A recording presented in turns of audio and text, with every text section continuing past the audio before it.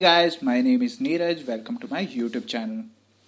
जैसा कि आप सब जानते हैं, मैं इन्वेस्टमेंट करने के लिए सबको कहता हूँ। ऐसे ही मैं अपने दोस्तों को भी बोलता हूँ कि भाई इन्वेस्टमेंट किया करो, इन्वेस्टमेंट करने से तुम्हारी वेल्थ इंक्रीज होगी।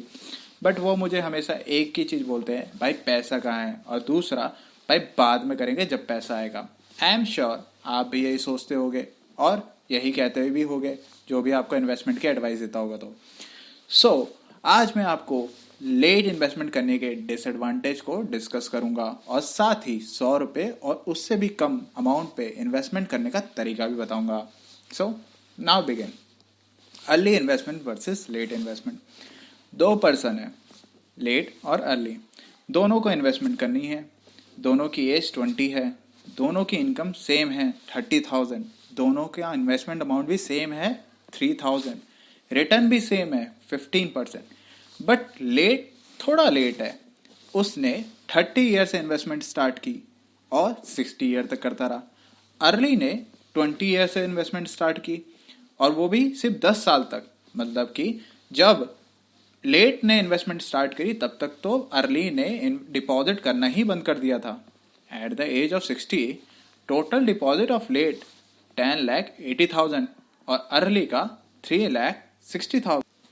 सो देखने से तो लगता है लेट का अमाउंट ज़्यादा होगा, लेट का रिटर्न ज़्यादा होगा, क्योंकि लेट ने 30 ईयर तक इन्वेस्टमेंट की है, 10,80,000 डिपॉजिट किया है, और अर्ली ने मात्र 10 साल ही इन्वेस्टमेंट की है, 3,60,000 ही डिपॉजिट किया है। सो देखते हैं किसकी वैल्यू ज़्यादा होती है।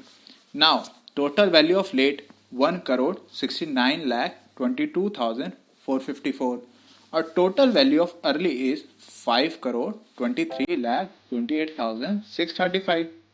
सो आप सब बोलोगे आप कि ये कैसे हो गया, लेट ने तो 30 ईयर तक इन्वेस्टमेंट की थी, 10,80,000 रुपये डिपॉजिट किए थे, अर्ली ने तो सिर्फ 3,60,000 डिपॉजिट किए थे। सो ये कैसे हो गया? इसी को कहते हैं पावर ऑफ कंपाउंडिंग। अर्ली ने नो डाउट 10 ईयर तक ही इन्वेस्टमेंट की थी, बट उसकी अमाउंट 40 ईयर तक कंपाउंड होती है। इसलिए कहते हैं कि जल्दी इन्वेस्टमेंट करनी चाहिए। अगर जल्दी नहीं करोगे तो तुम्हारी वेल्थ डिक्रीज हो जाएगी और तुम भी लेट बन जाओगे। और दूसरा, सबके सब कहते हैं भाई पैसा नहीं है। सो आज मैं आपको 100 रुपये और 100 रुपये से भी कम में इन्वेस्टमेंट करने का तरीका बताता हूँ।